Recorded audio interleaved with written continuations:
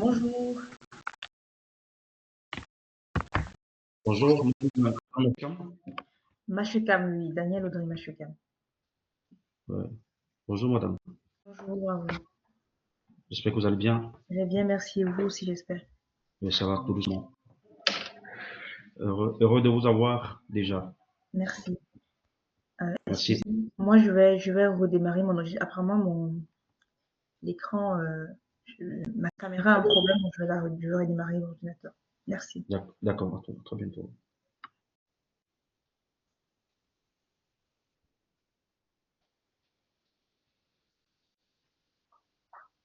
Monsieur Laurent Kasmarek, bonjour.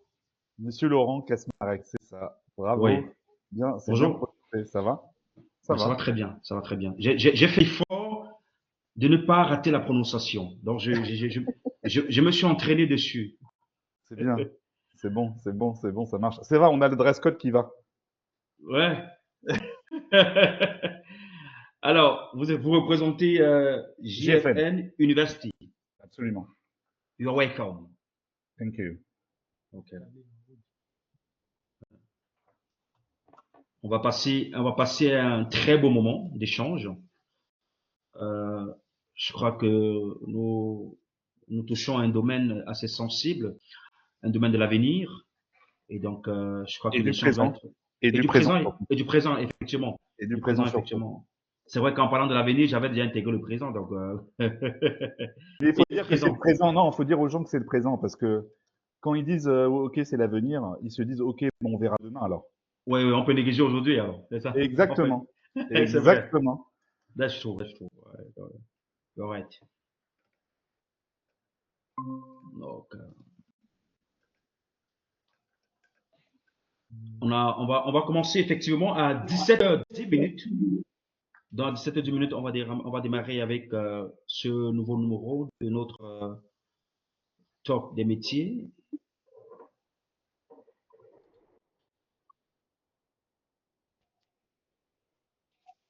Donc là, juste, donc ça va être enregistré, ça va être rediffusé. Comment ça va se passer? Là, on est dans le. Là, on est on est en live, quoi. On fait le live et après, on enregistre le live qu'on a fait et puis on diffuse sur YouTube. Ok.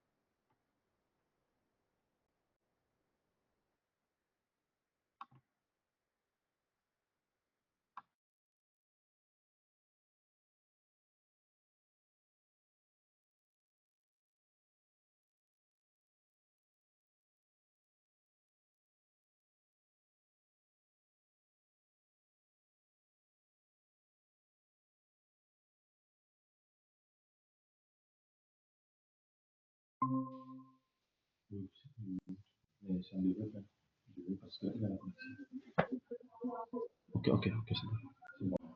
Daniel, je sais quand même, et les motos.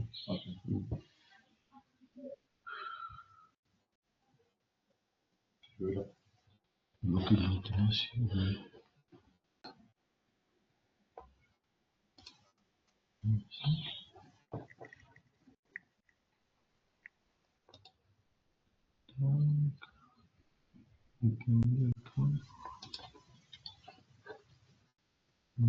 celui-ci, donc, il était là.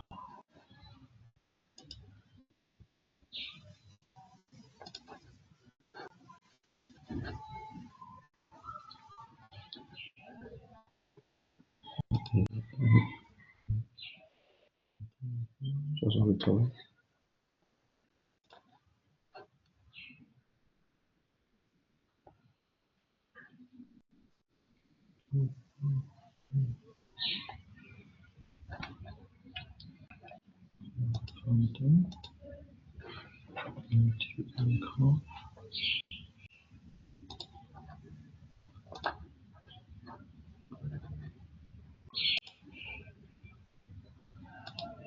Il dit c'est le stade à côté de Sun City. Qui a dit ça? Non.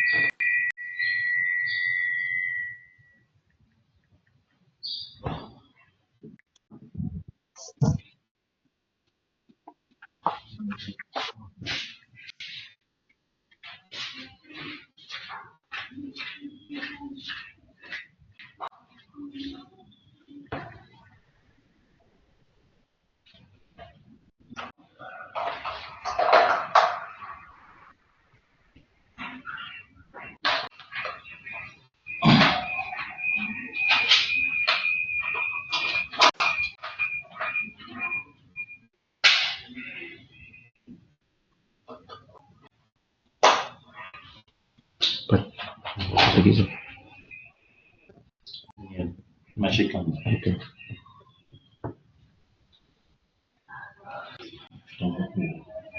Mais sauf que, est-ce que doit...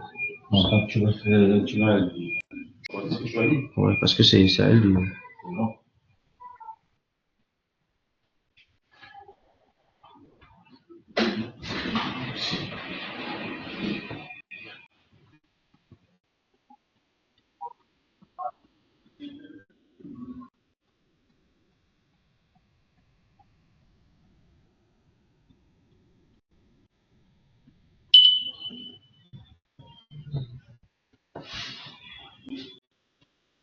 Oui, allô? Allô? Oui, Ruth. Oui, c'est après la barrière de sécurité. Oui, après la barrière de sécurité, c'est ça. Tu tournes à droite, non? À droite. Ok, je traverse la résidence Tadé. La résidente t'a dit? Non, non, non. Après la barrière de sécurité, tu prends directement à droite. Et un petit stade. Voilà. Quand tu arrives au C'est stade, pratiquement chez moi. J'ai déjà toujours fait marcher pour rien. non, mais Oui, après le petit stade, oui, tu viens à droite encore. Tu vas voir tu viens à droite, tu vas voir une voiture blanche. Dès que tu vois une voiture blanche, tu me fais signe. Hmm. C'est bon? Ça va? Madame Danielle Autry Machikam, bonjour. Bonjour. Hello? Bonjour. Excusez-moi, Ah, mon micro d'accord. est coupé. Bonjour, J'espère que vous allez bien. je vais bien, merci. Et vous aussi, j'espère. Oui, ça va. Je suis très content de vous avoir et de savoir on va échanger autour d'un sujet aussi passionnant qu'est celui de la data. Du coup, là, on va attendre que les gens se connectent ou bien on va Non, commencer. on va démarrer à 17h15 minutes par là. 15 minutes, on commence. Ok.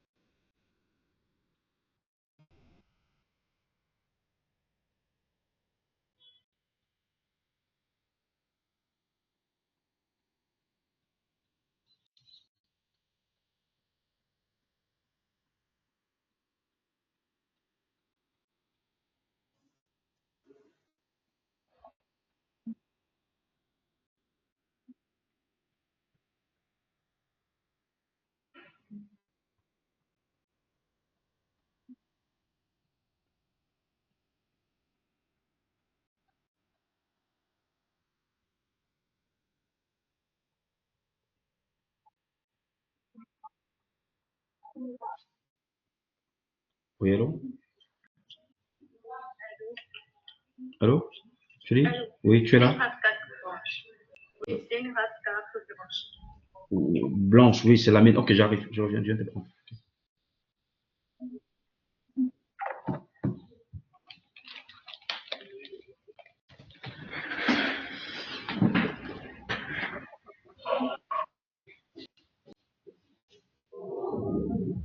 Pourquoi les gars se connectent? On va lancer là. C'est là. Je connais tout alors.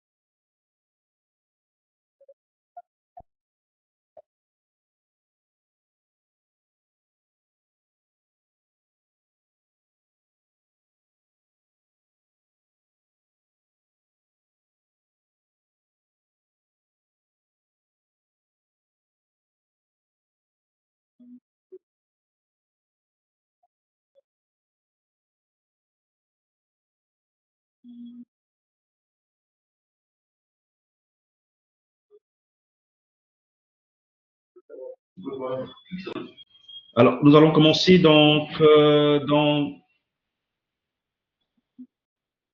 4 minutes, bon, par là.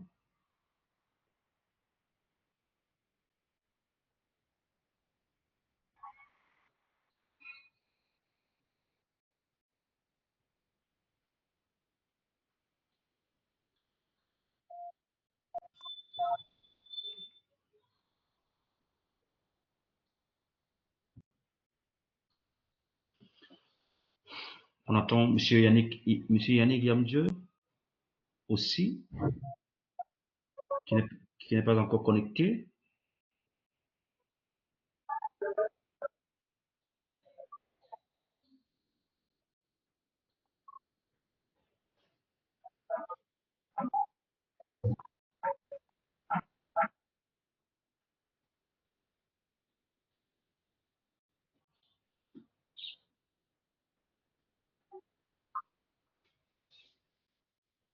Dans 3 minutes, précisément, nous allons lancer avec notre nouveau numéro de talk des métiers, le Student Map sur Google Meet. Donc, dans 3 minutes environ.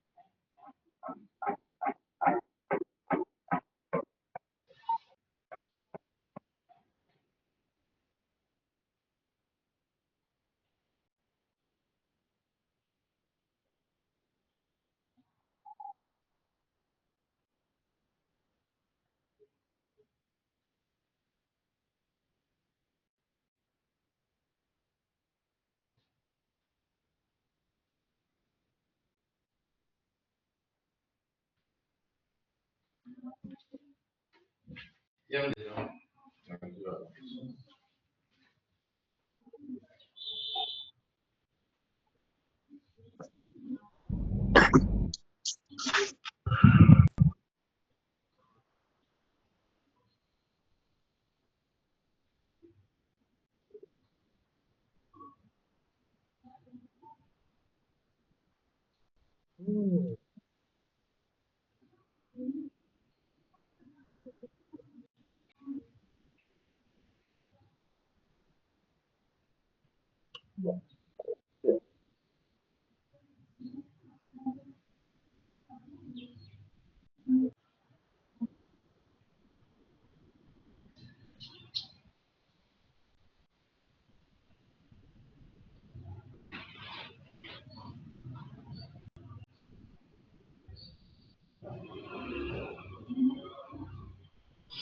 Merci, merci, merci, merci.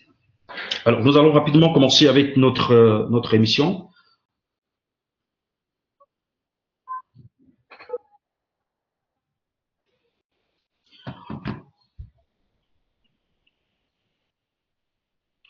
Soyez, soyez un guidateur au service de votre bonheur. C'est par ce propos introductif que je vous souhaite infiniment la bienvenue dans ce nouveau numéro Talk métier de Studenmark sur Google Meet. Merci infiniment de nous retrouver pour ce grand moment d'échange autour justement d'un sujet qui fait couler d'encre et beaucoup de salive depuis quelque temps. J'ai fait allusion ici à la data. Beaucoup de personnes sont encore ignorantes de ce domaine d'activité qui pourtant est un domaine du présent et de l'avenir. Les acteurs qui font partie intégrante de ce domaine auront l'occasion de nous apporter plus d'éclaircissements dans ce domaine d'activité. Je prie également tous ceux qui sont en ligne de fermer le micro, je vous en prie. Merci, merci. Nous allons permettre à nos différents invités de partager avec vous, chers participants, leur expérience et surtout de nous parler de ce domaine autant passionnant qu'il soit. Et nous aurons l'occasion d'avoir également Monsieur Laurent Kazmarek qui va nous parler de JFN, qui est un partenaire d'Espace Soudainement. Et il reviendra également sur les activités de ce grand complexe ultramoderne qui accueille beaucoup de jeunes Africains, qui accueille beaucoup de jeunes citoyens du monde pour leur apporter une formation de qualité supérieure. Et donc, il nous parle également du quotidien à JFN.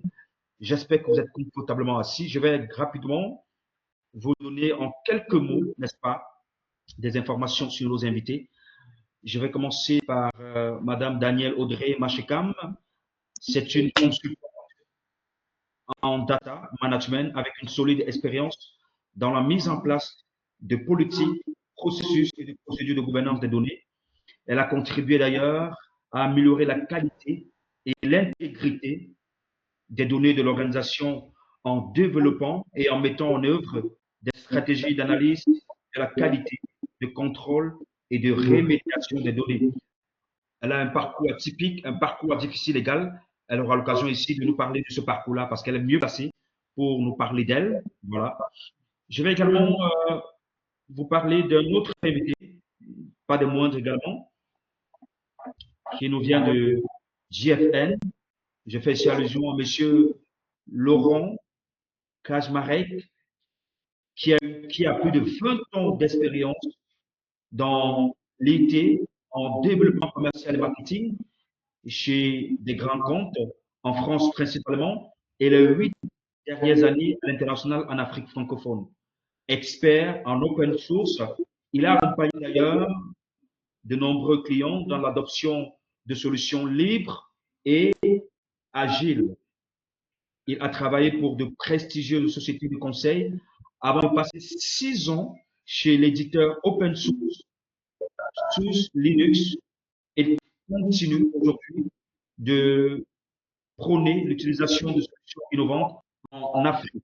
Et depuis quelques temps, il est directeur de l'innovation et des stratégies de JFM, University Institute un campus ultra moderne à Douala, Cameroun, où il a créé d'ailleurs une école de développeurs informatiques avec Kwassa Silicon pardon, Valley, voilà, et les programmes de certification avec Google Cloud et AWS.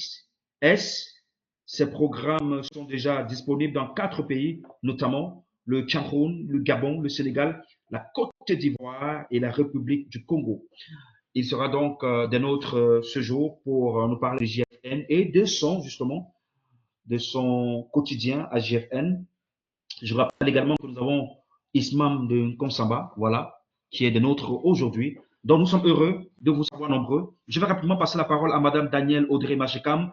Madame, bonjour et bienvenue au top métier de Student Mars au Google Meet. Au-delà de tout ce que nous avons dit sur vous, qui êtes-vous concrètement pour ceux qui sont avec nous?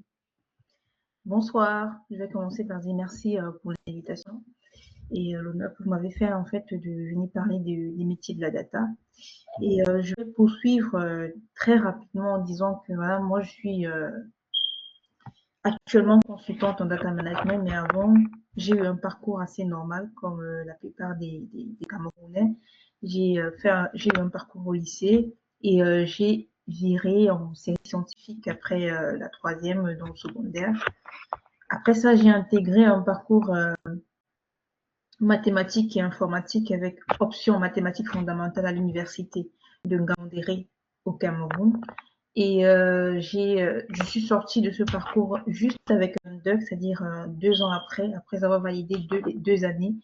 J'ai laissé ce parcours pour intégrer un autre parcours qui est celui du cycle ingénieur d'une autre école, toujours au Cameroun, un cycle ingénieur dans le domaine des systèmes d'information qui m'a permis de développer de solides connaissances et de solides compétences dans le domaine de l'informatique, à savoir tout ce qui est développement, sécurité, cloud et finalement la data.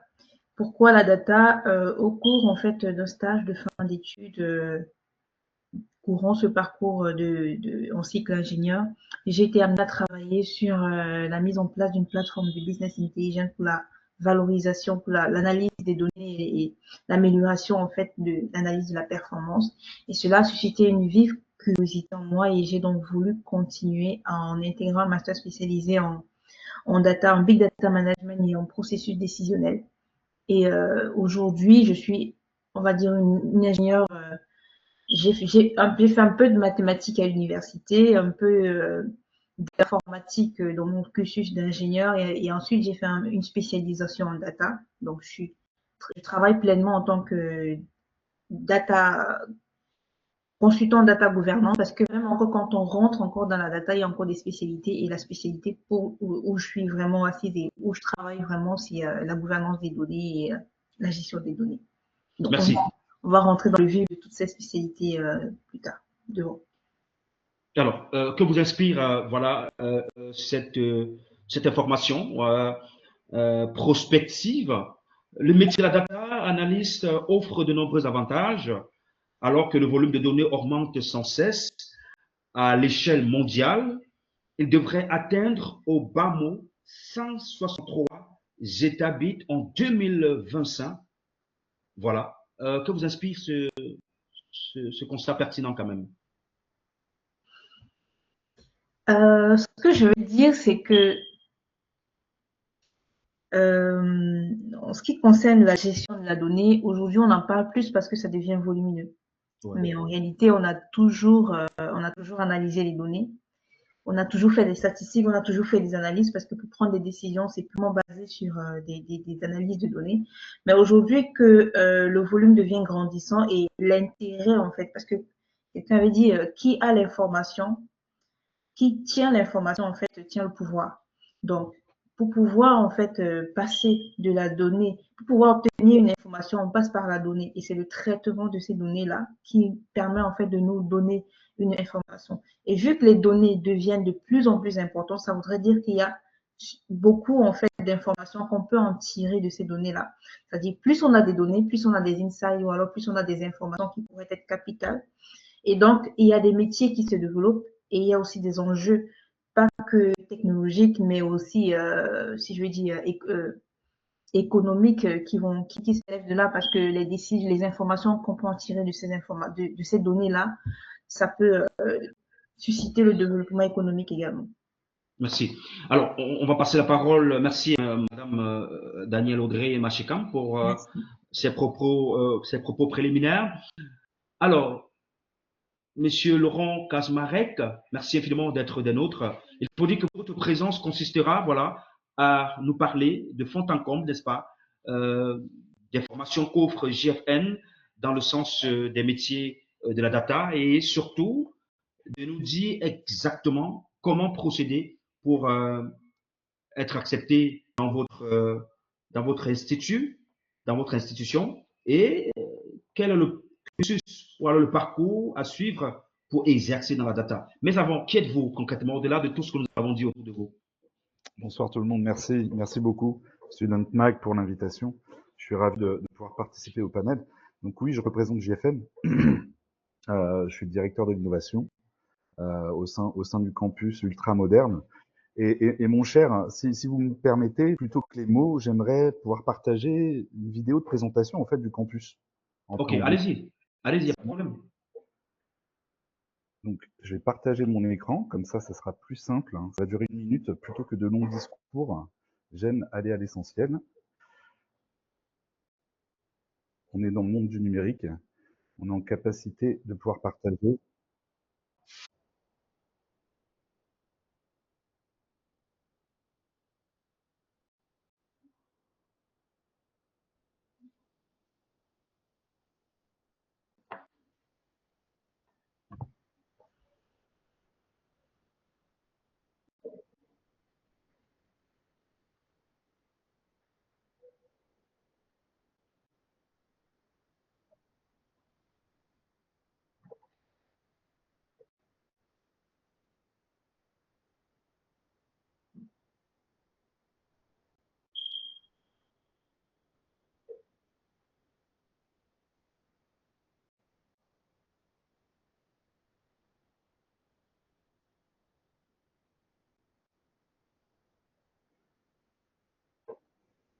Wow, amazing.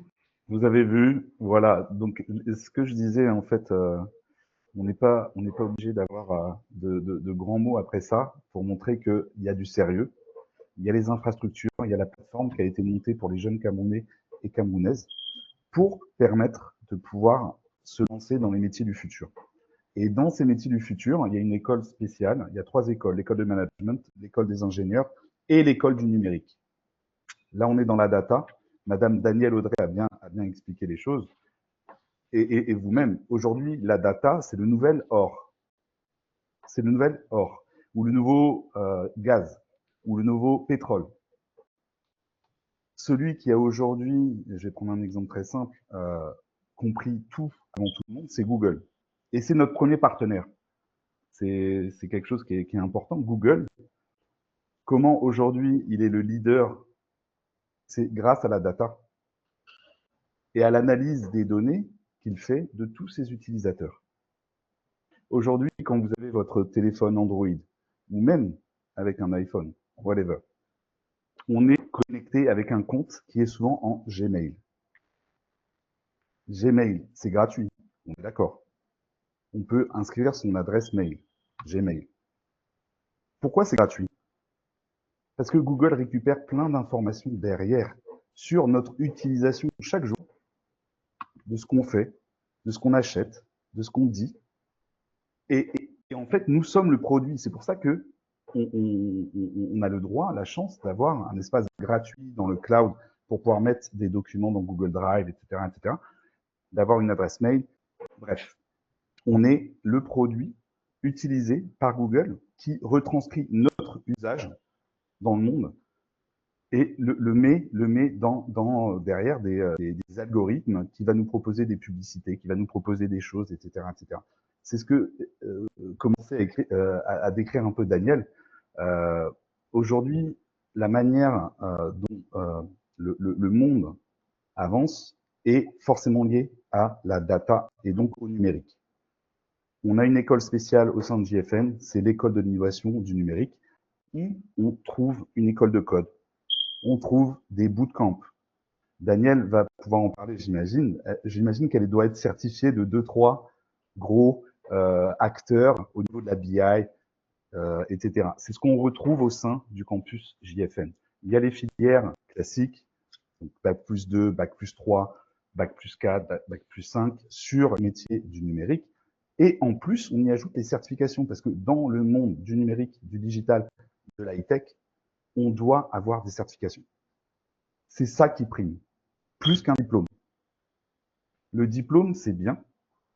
Maintenant, moi, je le dis toujours aux parents, hein, vous voulez quoi? Que l'enfant, il travaille ou qu'il ait un diplôme?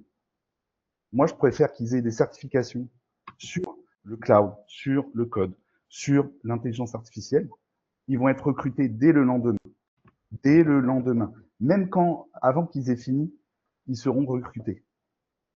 Et donc, aujourd'hui, chez JFN, on a la chance d'avoir des certifications autour de Google, d'Amazon, des plus grands, Microsoft, Cisco. On est même allé plus loin. On va jusqu'au niveau de l'aérospatial. On a des certifications au niveau de l'aérospatial. Et aujourd'hui, nos jeunes Camerounais, ils sont reconnus dans le monde. On a des Indiens qui viennent se former chez JFN sur cette partie aérospatiale. Donc, moi, je vous invite tous et toutes vraiment à prendre en considération, venir voir le campus, aller sur le site de JFN pour site web pour prendre les informations. On a vraiment la chance aujourd'hui. Moi, je vis au Cameroun depuis 6 ans. Hein. Je suis pas là juste de passage. Je comprends très bien le continent camerounais. Et aujourd'hui, on a une chance incroyable, c'est-à-dire on a la 4e révolution industrielle mondiale que l'on peut embrasser. Là, je parle des Africains. Ça sera la seule. Donc, vous, parents, vous, enfants, ayez conscience que une des voies, évidemment, il faut être motivé, il faut avoir la fibre pour pouvoir se lancer dans ce genre de parcours. Mais si vous avez envie de changer quelque chose, la voie du numérique est un boulevard qui vous est proposé. Aujourd'hui, on a quand même un niveau de pénétration d'Internet, même si des fois, les opérateurs locaux peuvent être un peu défaillants, mais au final, on arrive vraiment à s'en sortir. Et aujourd'hui, moi, je connais beaucoup d'Africains, là, je parle au sens large, pas que Camerounais, qui travaillent depuis leur pays. Ils n'ont pas été obligés de traverser, ils travaillent depuis leur pays pour les entreprises internationales. Et aujourd'hui, c'est ce que propose en termes de formation, d'éducation, en formation technique, mais aussi en formation en soft skills. Et ça, on l'oublie aussi souvent. Il y a aussi la formation soft skills, et c'est ça qu'apporte aussi GFM.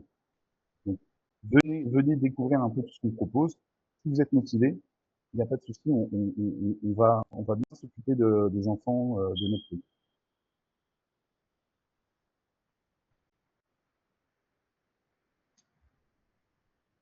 Vous êtes en mute, cher Student Mag. Monsieur Patrice, on ne vous entend pas, vous êtes en mute. Oui, toujours en mute. Ça va maintenant? Ça va? C'est bon, c'est parfait, parfait. Super, merci, merci. Alors, je disais tantôt que vous avez dit des choses extrêmement pertinentes que nous permettent de comprendre, voilà, à travers vos propos, que c'est une urgence même de venir à JFN si on veut vraiment exercer dans ce domaine et si on a le rêve, n'est-ce pas, d'être une référence dans le domaine de la data. Mais avant ça, pour ceux qui sont là connectés, qui veulent un peu connaître un petit bout de votre parcours, qui êtes-vous concrètement au-delà de tout ce que nous avons dit de vous? Écoutez, j'explique souvent en fait une chose et qui parle.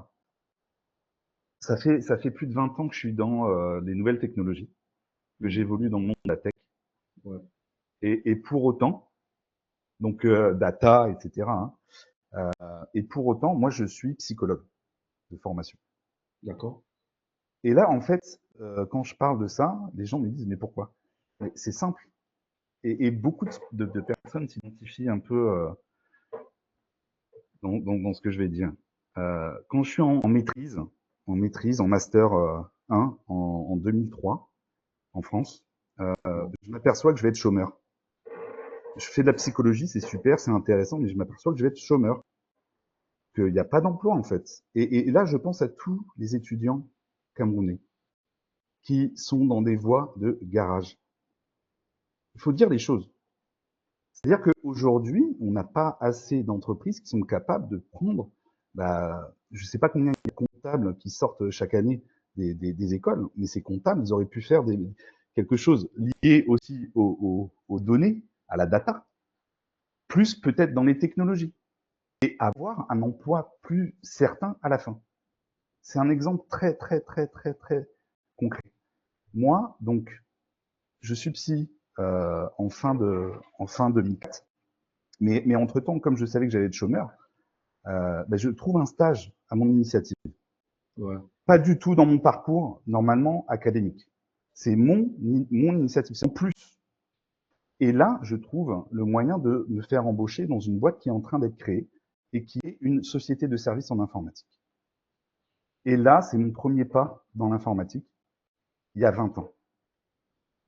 Et j'ai enchaîné toute ma vie après des certifications sur tel éditeur, Microsoft, VMware, HP, Dell, etc., etc., etc. Et ça m'a permis de pouvoir évoluer et arriver à un niveau d'être manager, d'être directeur, en fait. Donc moi, je fais pas de technique, mais par contre, ça m'a permis de pouvoir vraiment évoluer tout au long de ma vie, et c'est les certifications qui m'ont permis de pouvoir faire ça. C'est pas les diplômes.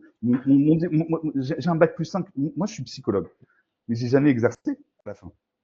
Wow. Aujourd'hui, au Cameroun, on est d'accord, des Ben Skinner, il y en a plein qui sont surdiplômés. Tout à fait. Alors que on pourrait les mettre dans une salle avec un ordinateur, une connexion Internet, et les faire travailler. Aujourd'hui, juste pour information, parce que les métiers de la data nécessitent des développeurs derrière, donc des développeurs informatiques. Sachez que il y a 27 millions à peu près, 27 ou 28 millions de développeurs dans le monde. Combien y en a-t-il en Afrique? D'âge de 700 000. cochon. 700 000. Il y en a 27 millions dans le monde et il y en a 700 000 en Afrique. Combien il y en a au Cameroun? 20 000. Combien il y en a en France? 500 000. Il y a des choses qu'il faut comprendre. Si on n'arrive pas à accéder à cette révolution industrielle, la transformation digitale du monde, on n'y arrivera pas. Donc, il faut mettre les jeunes le plus possible dans ce type de formation. Et en plus, on a la chance d'avoir un continent camerounais bilingue. Donc la barrière de la langue anglaise est vraiment pas un problème.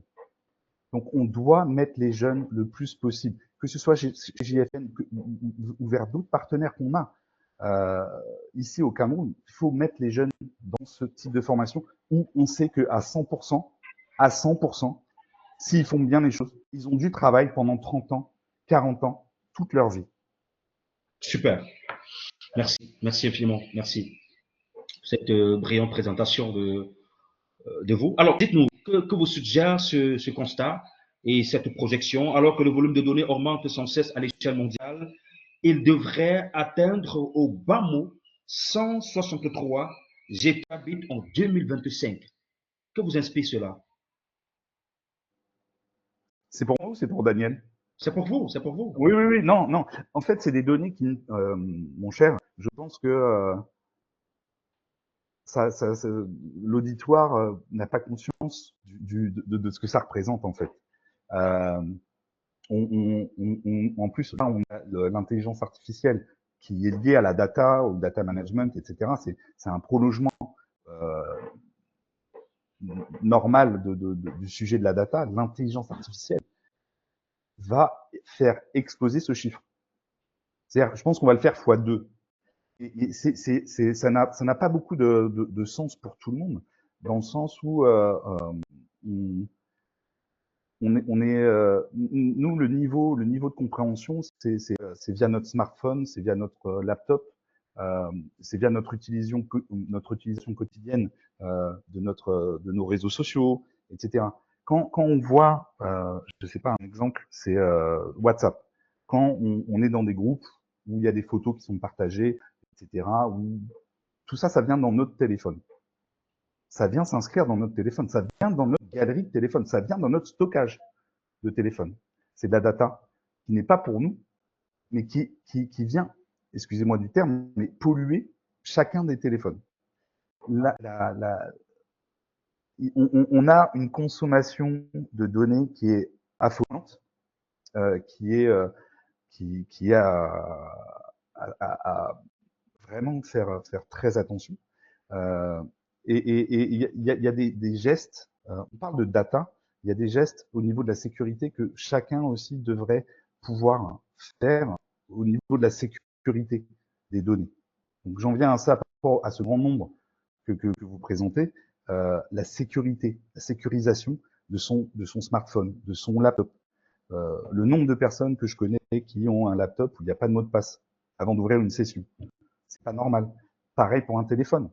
Ensuite, il y a la manière de gérer ces données dans les applications. Et là, pareil, il y a un écart dingue entre le bon usage et l'usage qui est fait aujourd'hui en Afrique, au Cameroun plus particulièrement. Donc, pour moi, ces grands nombres de futures données qui arrivent et qui sont en train de grossir chaque jour de plus en plus, pour moi, en fait, il y a une vraie prise de conscience à avoir dans la sécurité de ces données. C'est-à-dire dans la manière dont chacun, on a des droits, on a des responsabilités vis-à-vis de ça, et on doit aussi éduquer nos enfants là-dessus. Tout à fait. Merci. Merci. Alors, on revient à Madame Danielle Audrey Machekam. Alors, revenons-en sur votre parcours professionnel. Aujourd'hui, une grande consultante dans le domaine de la data, mais vous avez eu un début. Parlez.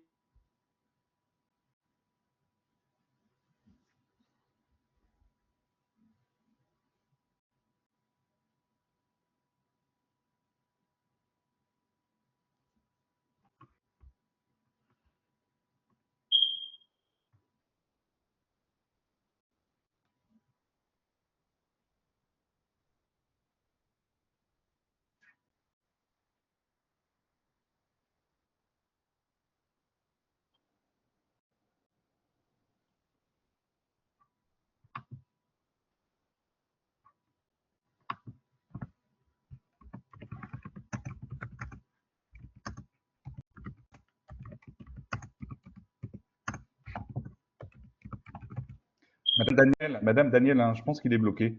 Ok. Je sais pas du tout quelle question il allait poser, mais je me fais l'intervieweur. Mhm. D'accord? Ok. Ouais. Non, histoire de meubler un peu. Non, vous pouvez nous parler peut-être dans votre travail et dans votre évolution de carrière. Moi, j'ai bien compris que vous aviez eu certains diplômes au Cameroun. Comment ensuite vous avez fait pour franchir différentes étapes? Et j'imagine qu'il y a des certifications dedans. Oui. Euh, Ce que je souhaiterais en fait faire, je sais pas si s'il m'aurait permis, c'est ce que j'aurais demandé, c'est dans un premier temps en fait de présenter en fait c'est quoi un peu l'univers de la data et tous les métiers qui sont à l'intérieur avant de rentrer Let's maintenant go, let's dans mon go, let's parcours go. personnel parce que je suppose que je veux pas que ce soit trop centré sur moi, mais je vais partager une petite vidéo ici. Let's go. Ok.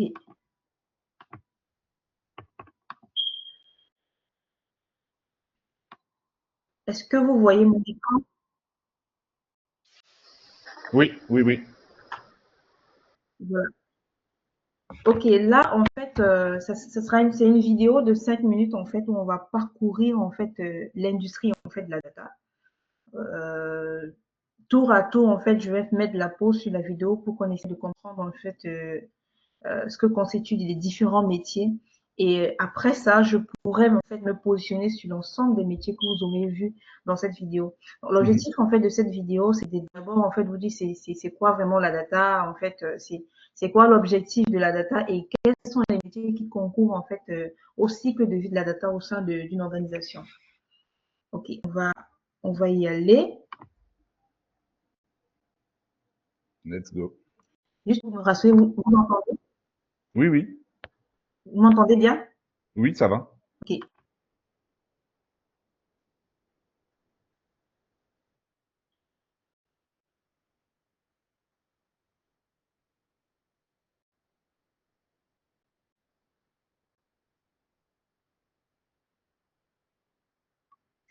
Voilà, première pause.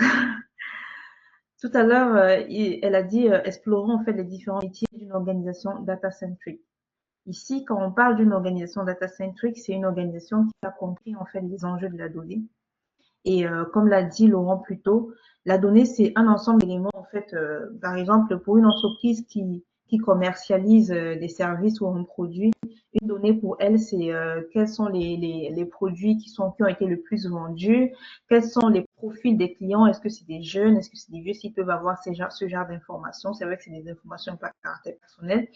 Euh, Quelle est la fréquence en fait sur une année? On achète plus sur quelle période de l'année? Est-ce que c'est plus, par exemple, je dis n'importe quoi, est-ce que c'est plus en Noël ou est-ce que c'est plus en Pâques? Ça permet en fait aux différents décideurs ou alors ça permet aux entrepreneurs en fait de se positionner. Lorsqu'ils recueillent toutes ces informations, ça leur permet en fait de faire des analyses. C'est comme au Cameroun, on dit aujourd'hui qu'on est 27 millions. C'est une donnée qui est récoltée par l'Institut national de la statistique et ça permet, sur les 27 millions, on va dire qu'on est majoritairement des jeunes. Ça voudrait dire qu'il y a du sang neuf et on peut compter sur la jeunesse camerounaise pour construire le Cameroun. Tous ces données-là, ce sont des éléments qu'on récolte pour pouvoir dégager en fait une information qui peut aider à prendre une décision. Je vais continuer.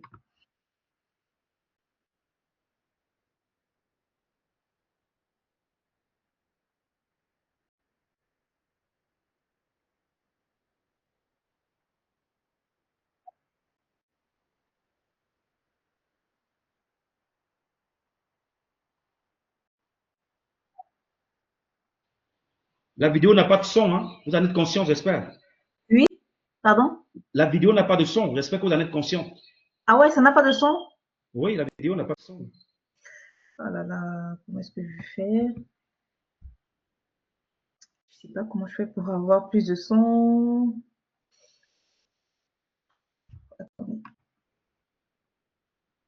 Je sais pas pourquoi est-ce que ça présente pas le son. Là, est-ce que vous...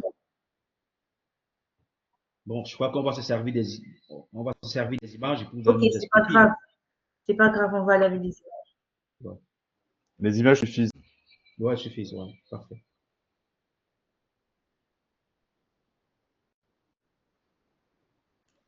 Voilà, vu que il n'y a pas de son, je vais donc me faire la traductrice. Là, il a commencé par le data engineer. Je vais un peu retourner sur les images, comme ça on va bien lire. Elle présente ici le data engineer dans l'industrie, dans la data factory, comme le mécanicien de la donnée. En effet, pour pouvoir analyser toutes ces données massives, on doit utiliser en fait les technologies de l'information, on doit utiliser un certain nombre de codes. Et elle présente le data engineer ici comme vraiment l'informaticien. C'est un informaticien à la base, il a une formation en informatique, il est spécialisé. Lui, en fait, il permet de faire parvenir en fait l'information aux analystes. Parce que celui qui analyse la donnée, il ne sait pas comment la collecter. Parce que dans le cycle de vie de la donnée, il faut d'abord pouvoir la collecter, une information, une donnée, il faut pouvoir en fait la collecter. Elle peut être disponible sur plusieurs plateformes, elle peut être disponible sur plusieurs supports. Il faut premièrement la collecter. Deuxièmement, il faut pouvoir la stocker. Et quand je dis stocker, ça fait référence en fait aux bases de données. Et qui dit base de données dit des bases de données NoSQL ou alors SQL. Ça, c'est un peu plus technique pour ceux qui comprennent le langage informatique. Mais pour ceux qui ne le comprennent pas, ça fait référence en fait à des technologies de stockage. C'est purement informatique. Ensuite, il faudra pouvoir en fait la disposer. Une fois qu'on l'a stockée, on la traite et on la met à disposition maintenant, plus tard, des métiers qu'on verra devant, qui eux vont pouvoir l'utiliser et l'analyser et en tirer de l'information. Donc le data engineer dans ce cycle de vie-là est le mécanicien de la donnée qui permet en fait de faire la collecte, du traitement, du stockage. Parfait.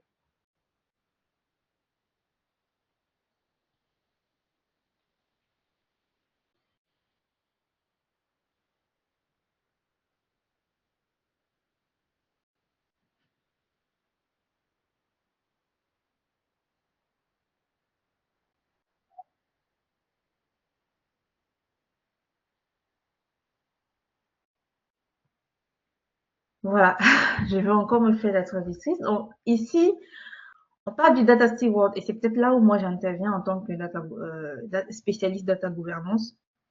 Le data steward, il n'a pas vraiment une fonction très technique parce que c'est pas tous les rôles en fait, ou alors c'est pas tous les métiers dans la data qui sont techniques, mais tous contribuent en fait à valoriser la donnée parce qu'à la fin de la journée, la donnée doit être valorisée. Parce que quand on parle de données, c'est vrai qu'on entend beaucoup technologie, mais la technologie, c'est d'abord un moyen. À la fin de la journée, on doit pouvoir se dire à partir de cette donnée, quelle est l'information qu'on tire. Si on peut même tirer cette information juste avec un tableur Excel, on a atteint notre objectif. Donc, le data steward, lui, au sein de toute cette industrie-là, il a pour objectif de référencer et d'assurer en fait la connaissance de la donnée. Ça veut dire que parfois en entreprise, une même information, alors une même donnée n'est pas connue ou comprise de tous. Pendant que dans le département marketing, eux, ils considèrent que, je vais prendre un exemple banal, eux, ils considèrent que, je sais pas comment je vais, je vais faire, mais par exemple, les marketistes en entreprise, eux, ils peuvent considérer un élément, ou alors peut-être peuvent se dire une donnée pertinente serait par exemple l'adresse, et pour eux, l'adresse, c'est peut-être l'adresse d'un client, ou alors si on parle des entreprises d'assurance, c'est peut-être l'assurer quelle est son adresse. Mais dans notre département, peut-être eux, ils n'ont pas la même compréhension de la même donnée. Donc lui, en fait, il a pour rôle d'uniformiser la connaissance de la donnée. C'est-à-dire, il crée un référentiel au sein de l'organisation qui permet de rendre la donnée compréhensible et utilisable pour tout le monde. Parce que des fois, on a un patrimoine, c'est comme par exemple des gens qui ont des richesses dont ils n'ont pas conscience. Et le data steward fait prendre conscience, en fait, ou alors fait prendre connaissance de, de l'asset qu'est la data et il référence. Après, il y a des technologies qui peuvent arriver derrière, mais c'est quelque chose de pas très technique. Lui, il est là pour se rassurer et également, il va créer aussi des frameworks. Framework, c'est un terme en anglais, mais c'est généralement pour parler de cadre ou alors pour parler de procédures et de processus pour assurer la qualité des données qui sont traitées. Parce qu'on peut avoir de très belles compétences en code, on peut avoir de très belles compétences en développement de modèles informatiques ou alors des modèles statistiques, mais on fait ça, on les effectue sur des données qui sont erronées. Et du coup, les données, l'information qui va être extraite de ce traitement de la donnée, elle sera fausse en fait. Si par exemple, on sait que bon, nous, l'information qu'on a, c'est qu'on est 27 millions. Si on nous dit qu'on est 27 millions et qu'on commence à faire l'analyse sur 27 millions, mais qu'en réalité, on est peut-être 30 millions ou on est peut-être 32 millions, c'est plus la même chose. Et ça fausse en fait l'information quelque part et ça peut aussi fausser les décisions qui peuvent être prises à partir de cette donnée-là ou à partir de cette information. Tout à fait. Donc, Data Steward, son rôle, c'est vraiment de définir les points de qualité et de se rassurer que toutes les données qui sont analysées et traitées sont de qualité. C'est lui qui alerte sur ce niveau de qualité et même sur la connaissance des données au sein de l'organisation.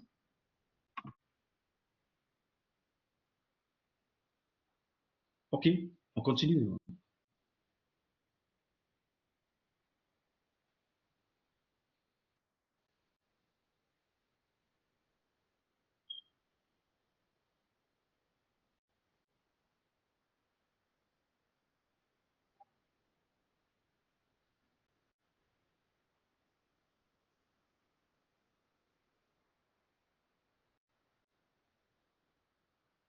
Voilà.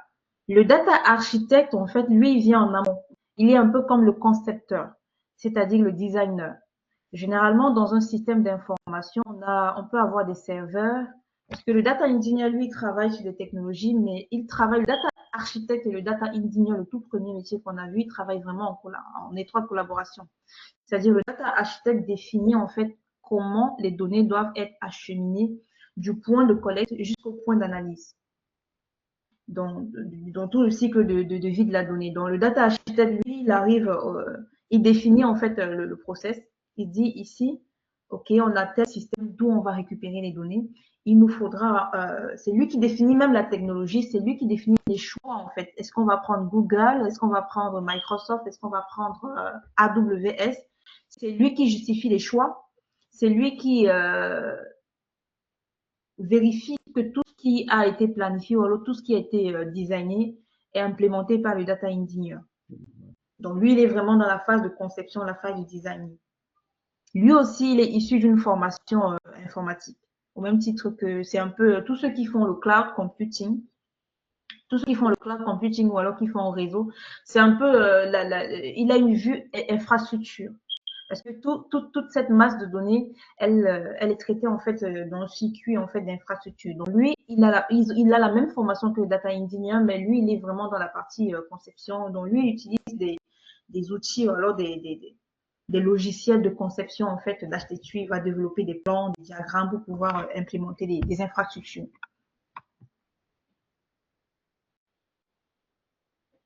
Ah, c'est passionnant, ça. Et ça, c'est disponible chez JFN, par exemple.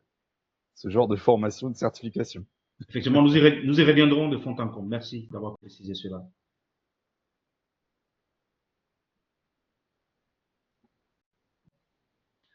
Data scientist. Wow. Voilà, le data scientist, lui, il vient en bout de chaîne. Parce que tous ceux qu'on a cités jusqu'ici, c'est des informaticiens. Mais le data scientist n'est pas nécessairement informaticien. Je dirais même qu'il n'est même pas d'abord informaticien. C'est un mathématicien. C'est-à-dire que il a une maîtrise parfaite, sinon il a des fortes de compétences, des solides compétences dans tout ce qui est statistique en fait. Statistiques descriptives, statistiques inférentielles. Lui, il comprend en fait tout ce que les probabilités, les théories de probabilité. Je vais pas revenir sur ça parce que moi, ça fait longtemps que je l'ai fait, je l'ai plus vraiment pratiqué. Mais pour ceux qui se souviennent, quand on était en classe de troisième, on faisait un peu la statistique basique. Là, on calculait la moyenne, on calculait l'écart moyen, l'écart type, on disait le min, le max. En fait, toutes ces données basiques, c'est ce que le data scientist fait, lui, et le data analyst. On va voir le data analyst un peu devant. Mais l'objectif, en fait, du data scientist, c'est de faire une analyse un peu prédictive. Parce que même en statistique, il y a deux volets. Il y a la statistique descriptive, qui, elle, a pour objectif de faire une analyse déductive. Donc, on étudie les caractéristiques, en fait, d'un jeu de données, et puis on en déduit des hypothèses. Et puis, il y a le data scientist, lui, il utilise plus en fait la statistique inférentielle. Et la statistique inférentielle ici, c'est il fait la même chose que le data analyst, mais il va un peu plus loin parce que lui, son objectif, c'est de développer des modèles de machine learning.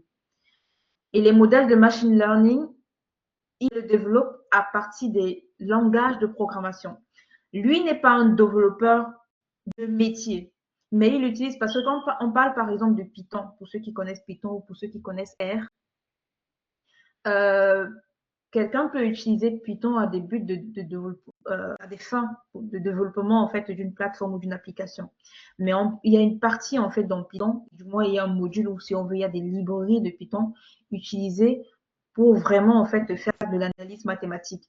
Mais lui, c'est pas lui qui, il n'a pas forcément les compétences assises, mais il a quand même des compétences en développement, il a des compétences en code, mais c'est pas dans le but de développer de grosses applications, mais c'est vraiment dans le but de manipuler les données. Parce que tu peux pas manipuler toutes ces données avec ton format et ton papier. Tu es obligé de connaître un peu de code, mais associé à cette connaissance du code, en fait, les modèles probabilistes et les modèles statistiques. Si tu ne comprends pas très bien les modèles statistiques, même si tu as les bonnes compétences en code, tu n'en feras rien en fait. Tu pourras pas. C'est pourquoi très souvent, vous allez voir les data scientists s'offusquent un peu quand parfois on recentre le métier de data scientist à des métiers de codeur. Le code, c'est une compétence auxiliaire, c'est une compétence complémentaire. Mais sinon, la compétence prioritaire et première, c'est d'abord les modèles statistiques, c'est les modèles probabilistes. Et une fois que tu comprends maintenant la statistique, tu utilises justement cette technologie-là, ces codes comme Python, comme R, pour pouvoir développer ou alors implémenter ces modèles statistiques-là.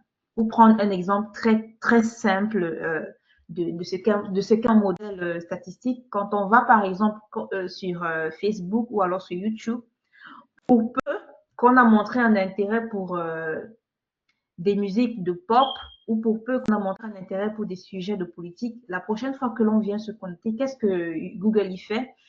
Il conserve nos données, même si parfois ça pose aussi des problèmes de protection des données personnelles, ça c'est un autre sujet. Il conserve en fait vos appétences. Vous allez voir souvent les cookies que vous acceptez souvent pour pouvoir partager une page. Pour peu que vous vous baladez en fait sur Internet et pour peu que vous vous connectez sur Internet, dès que vous êtes connecté sur Internet, tous vos pas sont tracés à la lettre en fait. Tout ce que vous faites en fait, ils analysent, ils récupèrent en fait les données pour essayer en fait de vous catégoriser. Et à la fin de la journée, ils peuvent dire quel type de personne vous êtes. Ils peuvent dire que vous êtes une personne qui aime beaucoup le journal. Ils peuvent dire que vous êtes une personne qui aime de la politique. Ils peuvent dire que vous êtes une personne qui aime du gospel. Et c'est sans surprise que quand vous allez arriver sur Facebook, ils vont développer et ils récupèrent dans cette donnée, ils font de la collecte de cette donnée-là, et pas que pour vous, mais pour une masse de connectés. Et ils mettent ça dans un modèle qu'ils ont conçu avec un code ou avec un langage. Et ce modèle-là renvoie en fait des prédictions. Ils disent que par rapport à ces éléments que vous nous avez donnés, on peut dire que cette personne, si elle aime ça, elle peut aimer ça, elle peut aimer ça. C'est généralement ce qu'on appelle la classification. Ce sont les modèles de classification parce qu'en machine learning, il y a plusieurs types de modèles. J'ai pris un exemple très simple parce que je sais que c'est compréhensible par tous. On va avancer. Est-ce que jusqu'ici, on se comprend? Parce que j'ai l'impression que je parle, mais je n'ai pas un retour. Non, écoutez, ce que vous dites a de la résonance, donc ça va, c'est bon. Ok. Moi, je suis fan, Daniel, continue. Ok.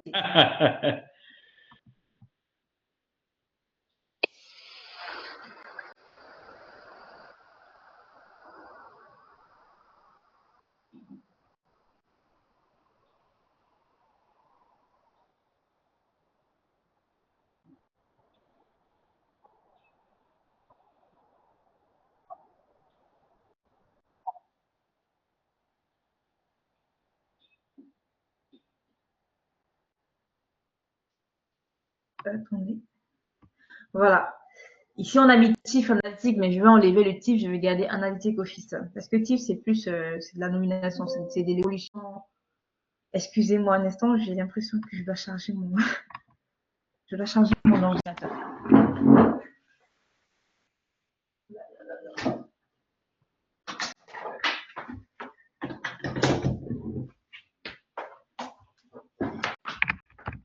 Voilà. C'est bon, merci, excusez-moi. Voilà, je disais tantôt que chiffre analytique, je vais enlever le TIF, mais je vais quand même garder analytique officer parce que TIF ici, c'est une évolution de carrière. Voilà. C'est pas tout le monde qui est forcément appelé d'être chiffre et c'est même pas tout le monde qui est intéressé d'être chiffre. C'est vraiment quand on est arrivé dans une organisation, on évolue en carrière et là, on peut porter le titre de chiffre. Mais à la base, on n'est pas formé TIF, on est formé analytique. Et c'est quoi donc analytique officer? Analytique officer, c'est un peu comme le petit frère du data scientist, comme je l'ai tantôt dit tout à l'heure. Lui, il fait également de l'analyse statistique, mais pas dans le but de faire des modèles. Parce que celui qui fait les modèles, comme le data scientist, lui, il va loin, il va dans le futur, en fait. C'est un peu comme l'intelligence artificielle. Lui, il va dans le but, donc il anticipe sur ce qui sera. Or, lui, analytic officer, vous m'entendez? Très bien, parfait. Voilà. Alors que lui, Oui, oui. l'analytic officer, il ne se projette pas. Il ne fait pas en fait de la prédiction dans le futur.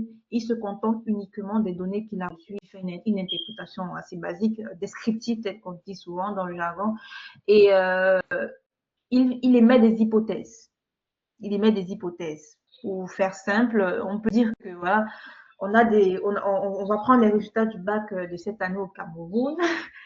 On s'est rendu compte qu'il y a 27%.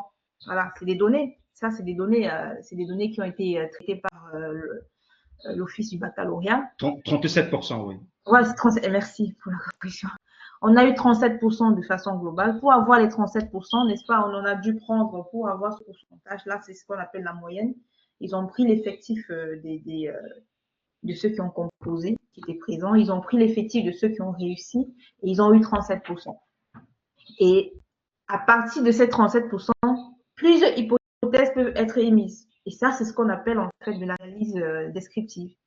Je peux dire que c'est 37% parce que on a délibéré à 10. Je peux dire que c'est 37. Plusieurs hypothèses peuvent en découler. Et si on rentre encore dans ces 37%, on va remarquer que les séries scientifiques étaient plus importantes que les séries littéraires. C'est 6%, je crois, au niveau des séries littéraires. Là encore, on peut dégager plusieurs hypothèses. Et ça s'appelle vraiment de l'analytique, en fait. C'est de l'analytique descriptive. C'est-à-dire descriptive, pourquoi? Parce qu'elle se base sur les résultats. Elle fait vraiment une description de ce qui est là. Elle ne fait pas une projection. Par contre, si on voulait faire des modèles, en fait, si on voulait faire des modèles, s'il fallait qu'on mette le data analyst, lui, il voit ses résultats et il y met des hypothèses. Or, le data scientist va prendre les mêmes résultats, mais il va se projeter sur 2026, 2025. Il va dire qu'au regard, en fait, il va pas juste prendre pour cette année, il va prendre peut-être pour les 5 dernières années. Il va prendre les résultats sur les 5 dernières années, parce que pour faire quand même de la projection, c'est pas sur un seul jeu, mais il va prendre le jeu même sur les 5 dernières années, il va voir les statistiques, et puis il va dire, OK, à partir des résultats que j'ai eu sur les 5 dernières années, je projette, je projette qu'en 2025, ça sera ça. Ça sera, pas que ça pourrait, ça sera. Ils peuvent se tromper avec généralement, il y a ce qu'on appelle le coefficient de précision, ça peut arriver, mais généralement, ils ne tombent pas très loin. Pour ceux qui ont eu des bonnes données, qui ont développé des modèles, parce que même quand on développe des modèles, il faut encore qualifier ces modèles, c'est encore d'autres étapes là-bas. Et eux, le data scientist va, le data scientist lui va dire en 2025, on aura tel résultat, en 2026, on aura tel résultat. Alors que le data analyst, lui, va dire, OK, parce qu'on est 27, c'est peut-être à cause de ça, il va émettre des hypothèses. C'est la différence fondamentale qu'il y a entre le data analyst et le data scientist, en fait.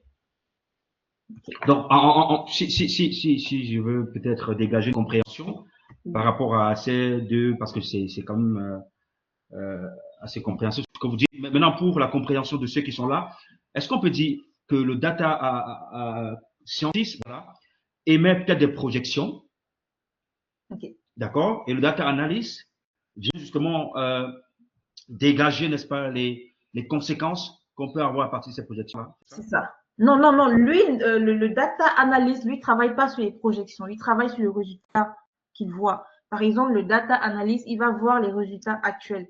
Il va dire qu'on a eu 37%. Il va ouvrir les 37%. Il va dire qu'on a eu 6% en série A, on a eu 40% en série C, ou je sais pas combien en série D. Et il va essayer de ressortir des hypothèses, en fait. Se dire pourquoi. Dégager les conséquences, ça qu'ils appellent dégager les conséquences. Non, c'est pas des conséquences, mais c'est des hypothèses. Ah, des hypothèses, ok, Voilà. je vois. Ok, super. C'est des hypothèses pour dire que c'est peut-être des raisons qui pourraient expliquer ça. Expliquer ça, oui, super. Voilà. Or, le data scientist, lui, il va prendre ces 5 derniers résultats, il va en fait faire des projections. Projection, ouais. Ok, super. On évolue alors. Ok. Attendez, je remets.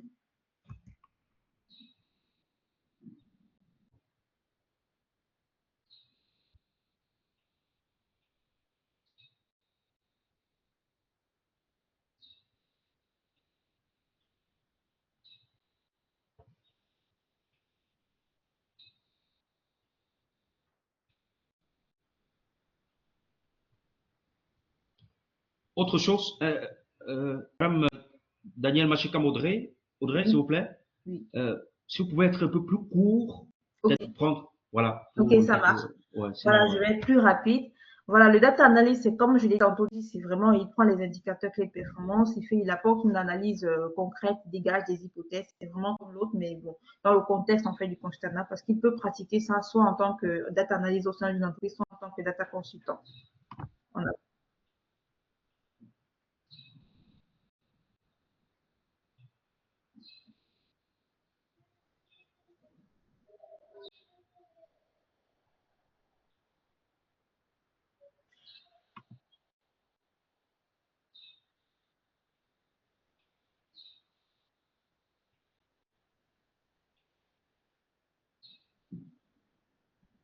Le data visualization, voilà, data visualization, lui, c'est quelqu'un qui va mettre un peu du beau pour attirer, en fait. C'est exactement comme le data analyst, il fait la même chose, mais lui, en fait, il va se rassurer que l'information soit bien présentée. Ça doit être beau, ça doit attirer le regard et ça doit être compréhensible au premier regard, en fait. C'est vraiment, c'est la même chose que le data analyst, mais dans une dimension un peu plus artistique.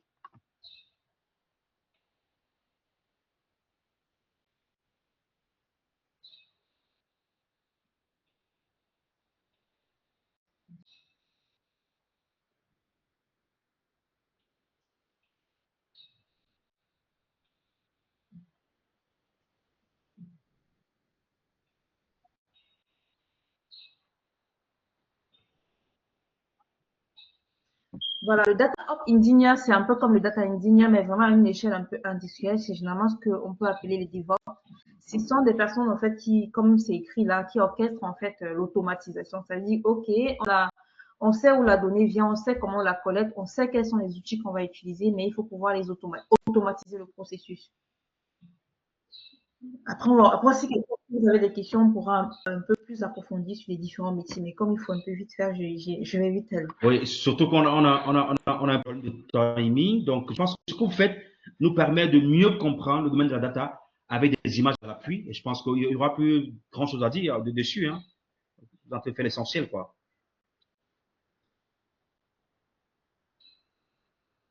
Data Protection Officer. Le Data Protection Officer, lui, il est même pas forcément technique, il a une dimension un peu plus juridique. Et pour ceux qui aiment, qui font le droit et qui sont intéressés par la data, c'est peut-être une spécialisation innovatrice. Parce que je sais que dans les métiers du droit, il y a le droit numérique et ça, c'est peut-être une autre option pour ceux qui font le droit. Parce que lui, il se rassure que les données sont traitées dans le respect des règles. C'est vrai qu'en Afrique, c'est vrai chez nous, en Afrique, on n'a pas vraiment des règles qui sont définies à l'échelle continentale et même peut-être du pays. Mais le traitement des données, en fait, doit être régi en fait sur certaines juridictions, sinon on peut faire tout et n'importe quoi. Et il existe des règles ici en Europe, un peu comme les RGPD. Et les Data Protection Officers avec un background juridique et une connaissance sur tout ce qui est le numérique, tout ce qui est data, c'est eux en fait qui doivent définir et qui doivent se rassurer que les règles sont protégées. Généralement, c'est pour les données personnelles. Il faut se rassurer que les années de naissance des gens ne soient pas divulguées sur Internet. Même si on veut afficher un résultat, on ne doit pas afficher ça, on ne doit pas afficher tout d'une personne. Le nom, donc ça dit qu'il y a tout un process ou des règles en fait sur le traitement des données d'une personne. Sinon, la personne devient vraiment produit de marketing et ça viole son intimité. Et il y a aussi la localisation, Daniel, hein, qui doit être travaillée. Hein. C'est-à-dire que des données sensibles, hein, comme tu es en train d'expliquer, elles doivent à terme pouvoir être localisées dans le pays concerné des personnes. C'est-à-dire les données là, par exemple de santé des Camerounais, elles doivent être localisées au Cameroun et pas être déportées dans d'autres pays parce que là, ça apporte. Ce problème de sécurité de la data, c'est un enjeu incroyable. Hein. Ouais, c'est la souveraineté, ça touche la souveraineté parce que Non, c'est la souveraineté. Comme tu dis, et tu parlais de RGPD que les gens peut-être ne comprennent pas, mais on parle voilà, de protéger en fait la vie numérique des gens. Donc ça c'est des métiers aussi sur lesquels, donc comme ton exposé le dit, où il y a vraiment des enjeux hyper importants. Aujourd'hui, la guerre, parce que le monde d'aujourd'hui, les guerres, elles se font ok avec des armes, avec des missiles, avec des fusils, etc. Mais elle est surtout dans les tuyaux informatiques. ouais.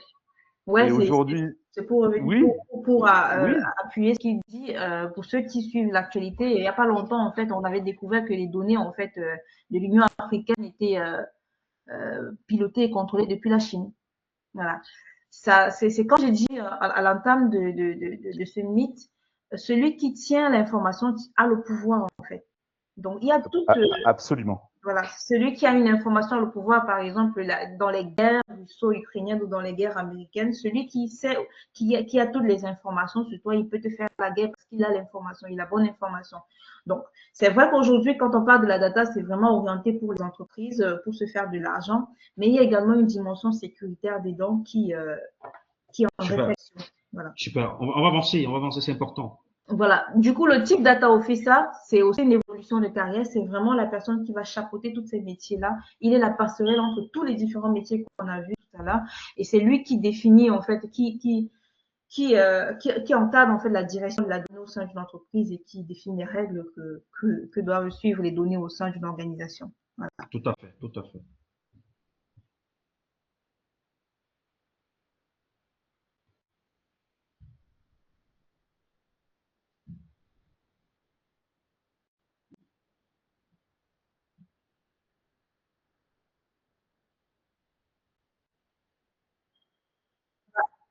Voilà, ça sera tout. Bon, après, je pourrais juste ajouter cette image comme pour conclure, en fait. C'est-à-dire, on parle généralement d'une donnée brute qui est produite et est disponible. Ça peut être sur une plateforme, ça peut être n'importe où. Et à partir de cette donnée-là, lorsqu'elle est traitée, on en tire une information. Et c'est cette information qui va nous donner une connaissance et une fois qu'on a la connaissance, on peut prendre des décisions. Donc, c'est tout l'enjeu qu'il y a derrière le métier de la data. Mais maintenant que les données deviennent de plus en plus massives, il faut qu'il y ait des métiers qui puissent traiter ces données massives et c'est pourquoi on a tous ces différents métiers. Donc, pour la présentation qu'on a faite, si quelqu'un a des Merci. questions, Merci. On va revenir sur les questions plus tard, mais je vais relancer Monsieur Laurent Kasmarek. Alors, dites-nous, après cette brillante présentation, après ce magnifique exposé, n'est-ce pas, avec vidéo et images à l'appui de Madame Danielle Audrey Machkam, alors dites-nous, comment on fait pour intégrer GFN et quelles sont les formations, n'est-ce pas, qui permettent, n'est-ce pas, de plus tard d'exercer dans le domaine de la data, concrètement? Merci, merci. Ça va être très rapide, hein. Donc JFN, c'est une université donc privée. Donc il y a un coût d'entrée, un coût de scolarité qui varie en fonction des filières dans lesquelles on va se propulser. Il y a les BTS, il y a les DUT. Là, je parle au niveau data et techno parce qu'on est dans le monde du numérique. Donc, ces premières filières, elles permettent de pouvoir ensuite se propulser soit sur des licences professionnelles. Je ne vais pas rentrer dans le détail, j'ai pas envie de perdre trop le temps là-dessus. On a des partenariats avec des grandes écoles internationales, dont Léonard de Vinci, par exemple, à la Défense, où on peut faire ces 2 premières années au sein du campus en mode comment on dit ça prépa intégrée, c'est-à-dire 2 ans d'abord à Douala, puis on va directement en France au bout de la 3e année, si on remplit les critères évidemment d'évaluation, si on a les bonnes notes, si on a le bon parcours, on va directement ensuite à la Défense en 3e année avec un stage, avec une alternance, pardon, pour pouvoir continuer son bac plus 5. Après, il y a donc avec ces filières diplômantes, où on a un diplôme à la fin, en plus, on ajoute, nous, dans le cursus à JFN, et ça, c'est donné en plus à nos jeunes Camerounais et Camerounaises, des certifications avec Google, avec Amazon. On parlait de data. Ce sont les rois aujourd'hui de la data. Et donc, on permet à nos jeunes de se certifier. Et ils ne sont pas obligatoirement des personnes dans des filières numériques. C'est-à-dire des gens qui sont chez JFN dans l'école de management, l'école d'ingénieur. Ils peuvent et ils ont la chance de pouvoir avoir accès aussi à ces certifications. Parce que demain, on aura tout le monde un ordinateur, un téléphone sur lequel on devra se connecter et pouvoir participer, comme on est en train de le faire en ce moment, à une réunion. La chance donc de JFN, c'est de permettre de pouvoir avoir accès à des diplômes et des certifications. Et ça, aujourd'hui, c'est absolument unique au Cameroun. Il n'y a pas d'autre université qui le propose. Et c'est même unique en Afrique centrale.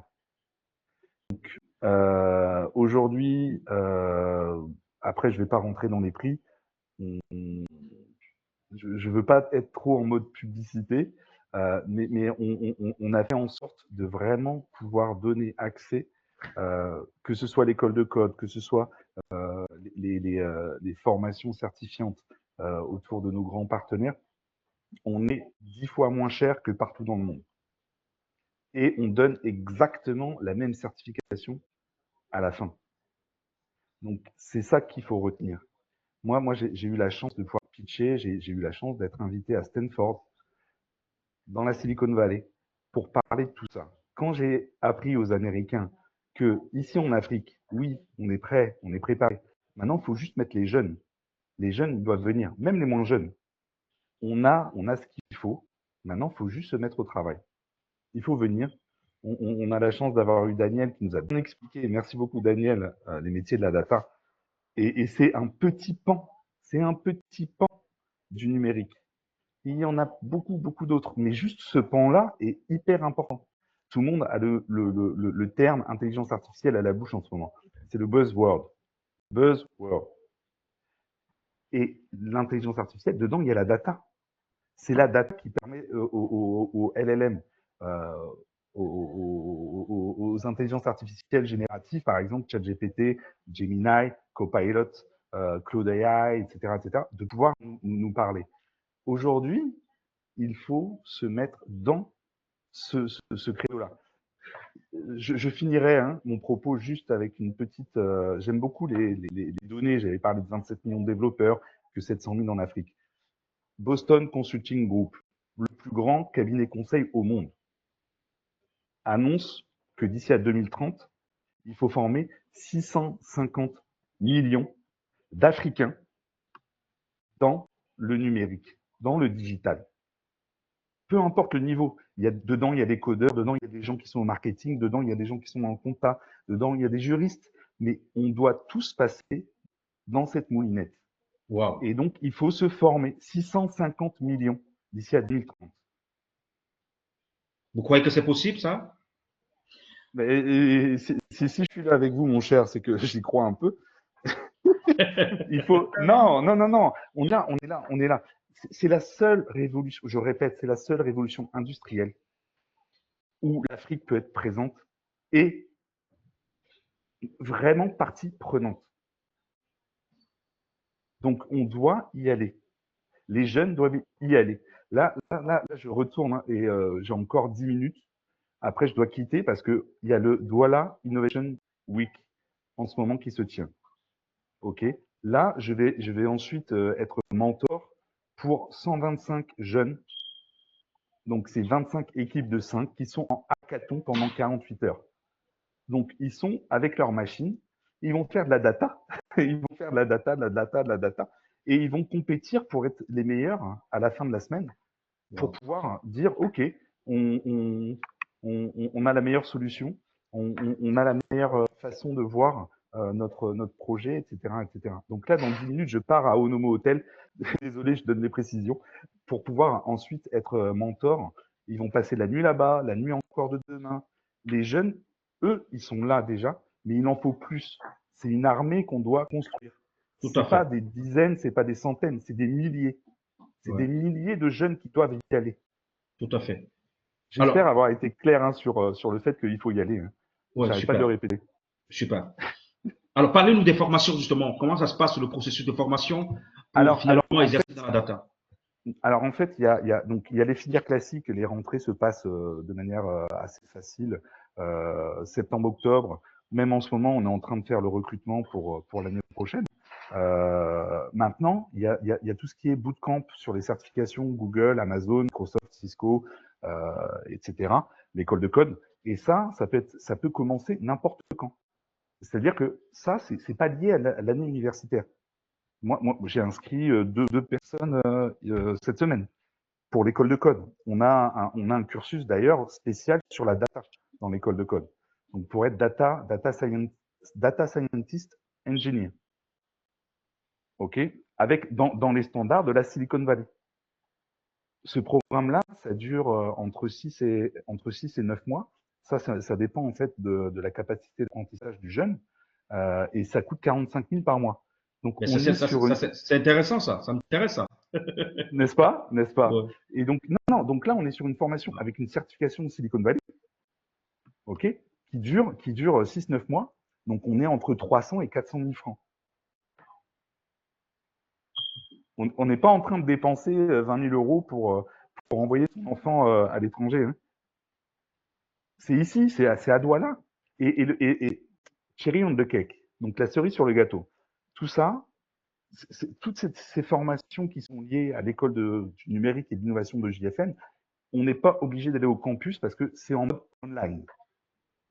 Donc les formations Google, c'est 3 mois, les formations Amazon, c'est 3 mois. On est sur des formations très courtes, très professionnalisantes, où on apprend que en faisant des projets. C'est-à-dire, on met les jeunes devant des exercices, des projets. Ce n'est que comme ça qu'on les fait apprendre. C'est le active learning. Et à la fin, on sait que quand ils ont la certification, ils savent faire ce qu'ils ont dit qu'ils ont appris. C'est pas des diplômes où à la fin, on doit encore passer 6 ou 8 mois avec le jeune pour lui expliquer vraiment comment ça marche. Non, Super. Merci. Tout à fait. de rien. Merci. Je vais passer la parole rapidement à Madame Danielle Audrey Machikam. Alors, dites-nous, qu'est-ce qui vous a motivé concrètement à faire ce choix, surtout que nous faisons face à un épineux problème lié à l'orientation. Parfois, lorsqu'on fait un choix et après on regrette son choix, est-ce que vous avez des regrets aujourd'hui? Alors, s'il fallait faire une marche arrière, vous feriez le même choix? Moi, je dois dire qu'à mon époque, quand je venais de passer le bac, la data n'était pas encore un buzzword. Donc, je peux même pas dire que j'avais rêvé de travailler dans ce domaine-là. C'était pas un rêve, c'est pas quelque chose que j'avais. C'est en 2012 que je passe mon bac et à l'époque, dans le contexte camerounais, il fallait passer un concours, intégrer la fonction publique. On était un peu dans ce moule-là. Ouais. Et donc, je savais personnellement que je voulais faire une formation d'ingénieur. C'est pourquoi, en fait, je vais rajouter des éléments à ce que Laurent a dit. Je savais que je voulais faire une formation d'ingénieur et que j'ai fait des concours pour passer une école d'ingénieur. Je n'ai pas eu le concours. Je savais également que généralement les 2 premières années en cycle ingénieur, c'est des sciences de l'ingénieur où ils font de la mathématique fondamentale et ils font également de la physique. C'est la raison pour laquelle je décide d'aller m'inscrire en faculté en mathématiques informatique, parcours mathématiques fondamentales. Je ne pars pas là-bas parce que j'aime particulièrement la mathématique, mais je pars là-bas parce que je me dis que en passant par là, avec une licence en mathématiques ou alors même avec un bac plus 2 obtenu à l'université en faculté, je pourrais réintégrer les voies du cycle ingénieur parce que je me dis, ok, je n'ai pas eu le concours d'ingénieur niveau bac, je vais en faculté, j'apprends la même chose que ceux qui sont dans les, les cursus d'ingénieur parce que quand vous passez Polytech, les 2 premières années, vous faites la même chose que celui qui envoie Ekele et vous faites les sciences de l'ingénieur, en fait, vous faites les mathématiques, la physique, les 2 premières années. C'est à partir de la 3e année que ça se spécialise. Il y en a qui vont en informatique, il y en a qui vont en génie mécanique. Et donc, c'est pour ça que je m'inscris finalement en mathématiques. Et une fois que j'ai obtenu mon DEC ou alors si tu vas en bac plus 2 en mathématiques, je découvre une école d'ingénieurs. Je ne sais pas si je peux le dire parce que j'ai eu l'impression qu'il y avait plus d'espace pour JFN, mais je peux quand même oser, je vais dire, parce que ça fait partie de mon parcours. J'ai intégré le cycle ingénieur de l'Université catholique, Institut UCA Kikam, c'est basé à Douala. Comme aussi, c'est le partenaire de JFN, Daniel, on peut le citer. Ok, parce que j'ai eu peur. Okay, non. Et attention, hein, il n'y a pas que JFN dans la vie. On est là, on est présent, donc on en parle. Mais JFN ne peut pas absorber les 400 000 bacheliers qu'on a par an. Ok, non, ça me rassure. C'est 100 000. Là, je continue. C'est 100 000. Okay. Oui, non, sens-toi à l'aise. Ok, ça marche. Là, j'intègre alors le cycle ingénieur informatique de l'Institut Kakikam, comme j'aurais aussi pu intégrer le cycle ingénieur de l'École polytechnique de Yaoundé ou de Douala, mais j'avais eu ma dose avec les concours du public, parce que moi, j'avais un peu peur de refaire des choix encore. Et là-bas, je passe, je fais 3 ans. La particularité à l'Institut Kakikam, c'est que quand on est dans le cursus ingénieur, c'est une approche un peu euh, projet, c'est une approche projet, l'approche pédagogique. C'est vraiment, on nous met en face de nos responsabilités. À partir de la 3e année, on nous fait déjà découvrir tous les métiers en fait de l'informatique et on nous pousse en fait à se positionner sur un métier en particulier. C'est pourquoi je dis dans le numérique, il a dit tout à l'heure, la data n'est qu'un pan. Mais dans le numérique, il y a plusieurs sous-branches. Il y a le cloud computing ou si vous voulez, il y a le réseau. Généralement, ceux qui font réseau finissent ingénieur cloud parce que à grande échelle, c'est le cloud qu'on utilise. Quand tu es une petite entreprise, tu vas faire du réseau et télécom, mais quand ça va grandissant, ça devient du cloud computing. Il y a également le développement, le génie logiciel. Il y a ceux qui développent des applications. Il y a également la sécurité et aussi il y a la data. Donc il y a ces 4 sous-grandes branches. Après, il peut y en avoir d'autres, mais c'est les 4 principales grandes sous-branches. Et moi, j'avais choisi la data. Dans mon cursus de formation, j'avais choisi la data. C'est pour dire qu'on a tous la même formation en commun, mais on est poussé en fait vers une spécialisation. Et Super. voilà. Donc, Et en un mot, le choix, vous assumez ce choix jusqu'à aujourd'hui, c'est ça? oui, je l'assume. Mais, Super. mais à la base, j'avais pas, c'était même déjà pas un buzzword. J'avais pas rêvé d'être data et je l'ai découvert et j'ai aimé. Parce que la data, je veux renchérir, excusez-moi. La Allez-y, data, allez-y. c'est vraiment la frontière entre l'informatique et la mathématique, comme j'ai dit tout à l'heure. C'est pour dire que quoi? C'est pour dire qu'à ceux qui nous écoutent, et ces écoles, pour la plupart, elles coûtent cher. C'est vrai, la formation est de qualité, mais moi, je connais mon pays et je sais que tout le monde n'a pas la capacité de pouvoir s'offrir les formations, que ce soit à l'UQAM où j'ai été ou que ce soit à JFN. Même si on n'a pas dit le montant, je sais que c'est cher. Et je voudrais dire à ceux qui nous suivent, en fait, que même si vous ne réussissez pas à intégrer, si vous pouvez déjà réussir à intégrer ces parcours, surtout JFN, parce que le parcours il est très innovant et il est adapté aux normes internationales. C'est parfait. C'est l'idéal. Mais Super. si vous ne réussissez pas à intégrer une école comme JFN, vous pouvez également, euh, vous pouvez également intégrer un parcours à l'université dans un premier temps. Il y a aussi les IUT. Vous connaissez les IUT, vous pouvez, parce que, comme je vous ai dit, c'est vraiment la rencontre entre la mathématique et l'informatique. Donc, ça veut dire quoi? Ça veut dire que celui qui commence en tant qu'informaticien, il peut finir en tant que data engineer, il peut finir en tant que data scientist, ou peut qu'il ajoute en fait les fondamentaux mathématiques. Celui qui commence mathématicien, lui également, il peut terminer. À côté de ça, il y a les écoles qu'on appelle l'ICA. C'est vraiment de la statistique pour ceux, vous connaissez l'ICA et l'ICA au Cameroun est en partenariat avec l'ENSAE ici en France, qui est la principale école qui forme les data scientists ici en France. Parce que moi, je reste ici en France dorénavant. Donc, si vous pouvez obtenir des concours, je vous conseillerais des écoles comme JFN, comme l'ENSAI, pardon, excusez-moi, comme l'ICA, euh, comme les IUT. Vous pouvez passer également par les IUT, c'est-à-dire que soit vous passez par l'ENSAI, l'ICA, soit vous passez par les IUT, précisément génie informatique. Ça voudrait dire quoi? Moi, par exemple, quand j'ai commencé, rien ne me prédisposait à être là, mais je suis arrivée. Donc, vous pouvez également passer par la fac. Si vous ne réussissez aucun concours, comme ça a été le cas pour moi, vous passez par la fac, soit vous faites mathématiques en faculté, c'est 50 000, vous arrivez là-bas, peu importe que vous êtes 50 000 ou 100 000 dans la salle, et là, vous concentrez sur le cours que le professeur vous donne, vous décrochez votre licence et vous cherchez, après avoir fait mathématiques, à intégrer un cycle ingénieur dans une école parce que les mathématiques que vous aurez appris, c'est bien, mais ça ne suffira pas. Il faudra ajouter à cette informatique des compétences en informatique. Et là, il faudra maintenant intégrer une école d'ingénieur en informatique comme JFN. Soit vous pouvez commencer aussi à la FASEC. Généralement, les FASEC, ce sont des facultés d'économie et de gestion. Eux, ils font beaucoup de statistiques, même si c'est appliqué à l'économie, ils font beaucoup de statistiques. Vous pouvez également faire ça si vous réussissez pas en concours.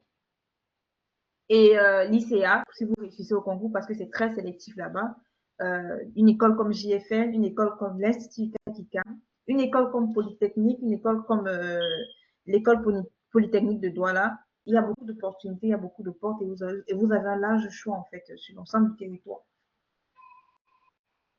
Alors, dites-nous, qu'est-ce qui vous passionne le plus dans ce métier, vous? Qu'est-ce que tu aimais le plus dans ce métier? Qu'est-ce que j'aime le plus dans ce métier? Qu'est-ce que j'aime le plus? La capacité en fait d'être acteur clé en fait d'une décision. Parce que quand tu sais que les décisions dans une organisation, ça peut passer par l'information que tu donnes, ça te donne de la pertinence, ça te donne du poids. Parce que ce qui généralement peut motiver en fait à faire un métier, c'est de se sentir intéressant. Et si au sein d'une organisation, vous pouvez trouver en fait l'intérêt que vous apportez ou bien votre apport, votre part au sein de l'organisation à travers la qualité de l'information qui est fournie au directoire, parce que c'est les directeurs, quand je parle du directeur ici, je parle de tous les directeurs, ça peut être un directeur marketing. Les data analysts, vous les retrouvez dans tous les secteurs et dans toutes les directions. Ça, c'est l'avantage. Si vous êtes formé data scientist, data engineer, data analyst, vous pouvez travailler dans tous les secteurs parce que les données, on les retrouve dans tous les secteurs et on en a besoin dans tous les secteurs et il y a des cas d'usage dans tous les secteurs, même dans la santé. Les vaccins qu'on a eu là, voilà. Et une fois que vous savez que peu importe le secteur, je vais pas mentir, je vais être honnête, moi c'est l'argent, hein. C'est l'argent qui m'a poussé à faire le numérique. C'était un métier que je trouvais à l'époque pas suffisamment exploré au Cameroun et c'était un peu serré dans les génies industriels, c'était un peu serré dans les génies télécoms. Une fois je suis arrivée en stage, j'ai vu un papa qui avait presque 60 ans, il était très fort devant les courants, il branchait, il dit mais je veux concurrencer quoi avec ce père. Du coup, je me suis dit il faut faire quelque chose de différent, il faut faire quelque chose d'innovant. Moi personnellement, c'est rien qui m'a motivé. Maintenant, ça peut aussi motiver quelqu'un d'autre. Mais aujourd'hui, je peux dire que j'aime ce que je fais parce que j'apporte un plus à une organisation, peu importe l'organisation où je me trouve, dès l'instant où on a mis en place des processus pour pouvoir optimiser et valoriser la donnée, on contribue en fait à faire évoluer cette entreprise, à lui faire prendre des bonnes décisions. Alors, c'est pertinent ça. Alors, dites-nous, quelles sont les difficultés que vous avez rencontrées lors de vos débuts dans le métier? Ça peut servir d'exemple aux jeunes qui nous suivent. Et comment avez-vous fait pour surmonter ces difficultés-là? Dans tout domaine, on a toujours des difficultés au départ, même Oui, pendant l'exercice. oui, la première difficulté que moi j'ai rencontrée, c'est je n'avais pas les compétences en informatique, vu mon parcours. Parce que j'ai dit que quand vous allez regarder les profils métiers dans les organisations, ils viennent de partout. Il y en a qui viennent de la faculté de mathématiques, comme j'ai dit, il y en a qui viennent d'informatique, il y en a qui viennent de la faculté d'économie. Et moi, je venais de la mathématique. Donc, ce qui fait que moi, en fait, je n'avais pas, j'avais fait 3 ou 3 ans à l'université, mais je n'avais pas développé des compétences en code. Je n'avais pas développé des compétences en informatique. Et tu ne peux pas travailler en data si tu n'as que tes compétences en mathématiques. Il faut que tu les associes. Il faut que tu saches, en fait, comment une infrastructure data fonctionne. Il faut que tu saches comment le cloud fonctionne. Donc, j'arrive et avec mes camarades, j'arrive avec des personnes qui avaient quand même un peu d'expérience. C'est-à-dire, moi, j'avais l'impression de devoir lire 2 fois, de redoubler en fait plus d'efforts que les autres parce que je ne connaissais pas, je connaissais même pas coder. Aujourd'hui, j'ai plus peur d'un écran noir, je peux me placer devant un écran noir, je développe des trucs, mais c'était ma première difficulté. Ici, je peux parler de deuxième difficulté, c'est une difficulté qui est assez commune à tout le monde et à tous les secteurs et à tous les métiers. C'est quand on affronte en fait le monde professionnel, c'est de pouvoir se faire une place et de pouvoir en fait être force de proposition dans tout ce qu'on vient de trouver en fait. Merci. Alors, pour ceux qui ont des questions, vous pouvez vous signaler. Nous allons rapidement vous prendre pour quelques questions. Monsieur Franck, Monsieur Laurent Kasmarek, vous êtes encore avec nous, j'espère. Non, je suis là, mais vraiment, il faut que Ah, je parte alors, bientôt. peut-être un dernier mot. Alors, Non, moi j'ai beaucoup aimé là, ce que vient de dire Daniel. Euh, et ce côté très terre à terre, euh, elle a dit une chose importante. Elle l'a fait aussi pour l'argent. Mais c'est pas, il faut en parler. Dans ce milieu-là, dans les nouvelles technologies, dans la data, dans les métiers de la data et du numérique de manière globale, on gagne très bien sa vie. Et, et ça va ne faire que croître, que avancer. Donc aujourd'hui, moi je vois mes jeunes, j'appelle ça mes jeunes de JFN. Euh, on a commencé le projet du campus, on a ouvert il y a 4 ans. Et j'ai déjà les retombées de ceux qui sont passés par mes formations. Ils gagnent tous très bien leur vie. Aujourd'hui, mon plus bel exemple, je finirai là-dessus, c'est Dylan. c'est notre coach, Google. Il y a 4 ans, il finissait juste sa licence à l'IUT de Douala en génie logiciel. Je crois que c'était, non, ou c'était peut-être système et réseau. En tout cas, c'était informatique. Il y a 4 ans. Et on avait fait un appel à candidature parce qu'on est inclusif. On a voulu ouvrir vraiment à tout le monde pour devenir notre futur coach Google. On a payé, JFN a payé la formation pour les futurs potentiels coach Google. C'est le seul qui a réussi à avoir la certification, qui est très dur à avoir. Il avait quelque chose comme 23, 24 ans. Et il est devenu notre coach. Donc, il a formé par la suite des nouvelles vagues sur Google Cloud. Il a eu de nouvelles certifications que lui-même a payées, ok, en data science, en security, etc., etc. Aujourd'hui, ben, il a réussi à trouver, très simplement, hein, juste avec un profil sur LinkedIn. Il a mis les certifications qu'il avait. Il a tous les jours des offres d'emploi. Tous les jours. Aujourd'hui, il gagne à peu près, je devrais pas le dire, hein, parce qu'il n'aime pas quand je parle de son argent à lui, mais à peu près 1,5 million. Il a 27 ans, il est au Cameroun et il bosse depuis le Cameroun pour des clients aux États-Unis, en Europe et pour JFN. Wow. Et il est ravi de rester au pays. Il n'a pas envie de traverser. On parle d'un jeune là et c'est pas des Dylan comme lui, mais il y en a des centaines, il y en a des milliers au Cameroun. Mais ils attendent quoi pour venir? Alors, Se ce que je veux pencher savoir. sur ça. Donc voilà, Alors, c'était non. alors, ce que je veux savoir. L'intérêt financier, il est réel. Dans l'informatique, on gagne à peu près 3 ou 4 fois plus.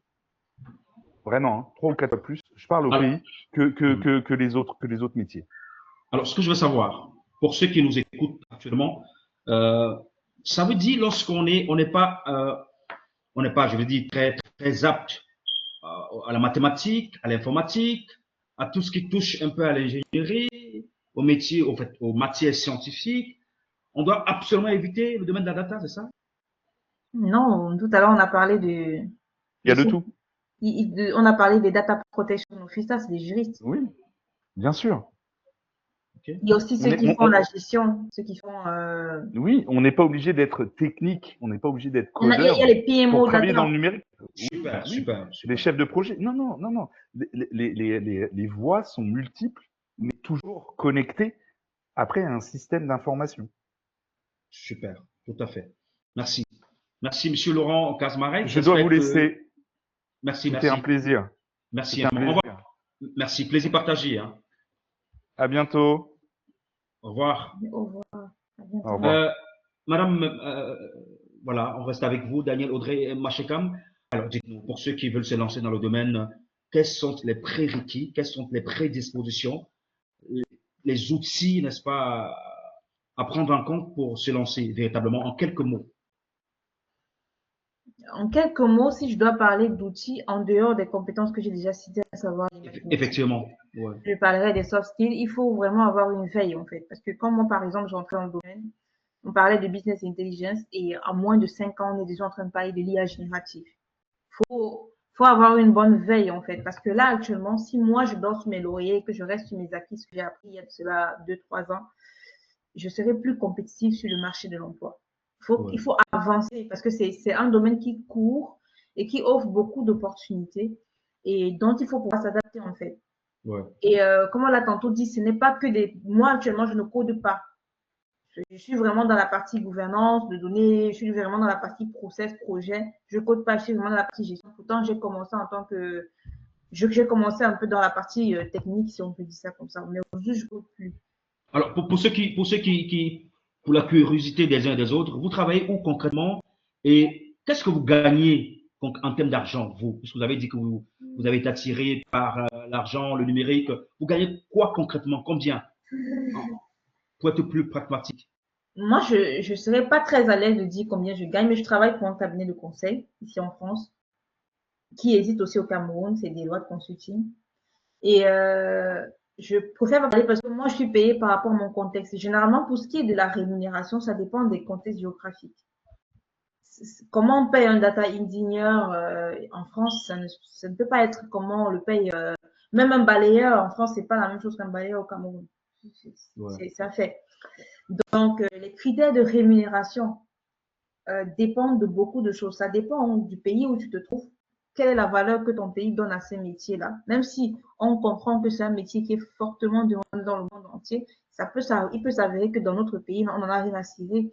Vous pouvez arriver, il y a certains pays dans ce monde, cependant qu'on parle data, on est excité. Il y en a qui n'ont peut-être jamais entendu c'est quoi la data et vous pouvez être fort là-bas, mais on ne va pas vous rémunérer à votre valeur, à votre juste valeur. Ça dépend de l'entreprise qui vous accueille, qui vous embauche et aussi des conventions collectives de l'entreprise qui vous embauche. Bon, ça c'est vraiment de l'ordre des RH en fait. Mais s'il y a une chose qui est sûre, s'il y a une chose qui est sûre, c'est que si vous êtes bon et que si vous êtes bon, c'est-à-dire si vous avez pris le domaine à corps et que vous vous êtes formé, vous avez bien suivi les leçons, que ce soit à l'université, que ce soit dans votre école d'ingénieur et que vous êtes compétent, vous avez la compétence. Même si c'est à partir du Cameroun, parce qu'il y a plusieurs manières, en fait, il y a ce qu'on appelle la freelance. C'est-à-dire, vous gagnez en fait des marchés à l'étranger, vous êtes au Cameroun, vous travaillez pour des entreprises qui sont peut-être basées aux États-Unis, vous travaillez pour des entreprises qui sont basées en France. Il y en a beaucoup qui font ça au Cameroun actuellement. Super, super, super. Merci. Alors, vous parlez tout à l'heure des différents métiers de la data. Alors, quelles sont les compétences les plus recherchées par les employeurs? Pas par les emplois, mais par le métier même en soi. Mais Enfin, le métier, si vous voulez. voilà, les compétences, comme j'ai dit tantôt, je veux redire en fait pour ce qui Non, est par exemple. je veux dire par exemple, est-ce que c'est le data analyst qu'on recherche beaucoup plus que le data scientist? Quels sont les domaines les spécialités dans le domaine de la data les plus en Pour vogue, quoi? les entreprises qui ont une bonne maturité de la data, les deux.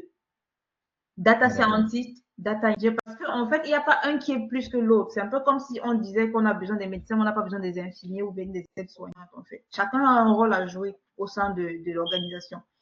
Et Super. le truc avec notre pays, c'est que en général, il n'y a pas une école qui forme les data scientists à part, il n'y a pas une école qui forme les data engineers à part. Généralement, vous allez recevoir un combo en fait de formation qui vous rend apte à être à la fois data scientist, à la fois data engineer et à la fois data analyst. Parce qu'un bon data scientist est d'abord un bon data analyst aussi. Et quelque Ouais. part aussi un bon data engineer s'il est compétent. Et les entreprises au Cameroun, généralement, ne recrutent pas séparément. Donc, ça veut dire une même personne peut se retrouver en train de jouer les. Les trois rôles. Alors, pour sortir, nous sommes presque à la fin de cet échange, très enrichissant d'ailleurs. Quels sont les pièges à éviter lorsqu'on les aide dans ce domaine? En quelques mots, vraiment, pour être bref, là. Pièges à éviter. Les erreurs à ne pas commettre, Les les erreurs erreurs à à ne pas éviter. connaître. Ok, pièges à éviter. C'est au niveau, je dirais peut-être de la régulation. Parce que quand on est confronté aux données, on est soumis en fait à une régulation. On ne manipule. Généralement, quand on manipule, si par exemple, moi j'ai accès aux données, en fait, les notes, les salaires des gens, ou bien les numéros de téléphone des gens, c'est pas parce que j'y ai accès. Il y a un degré de confidentialité qu'il faut avoir. On ne manipule pas, on ne divulgue pas avec sa bouche parce que pour peu que vous ayez divulgué une information, parce que comme j'ai tantôt dit, une information, ça, c'est le pouvoir. Si vous divulguez une information que vous allez traiter dans le cadre de votre travail, n'importe comment, ça peut vous porter préjudice. Il y a également le fait de dormir sur ses lauriers et d'avoir ses acquis sans pouvoir évoluer avec le métier parce que le métier évolue très vite. De façon. Super, super. Merci. Nous sommes à la fin de l'émission. Peut-être une question. J'ai vu une question là qui me semblait similaire à celle que je viens de poser tout à l'heure. Les compétences les plus recherchées dans le monde d'emploi de ce secteur d'activité.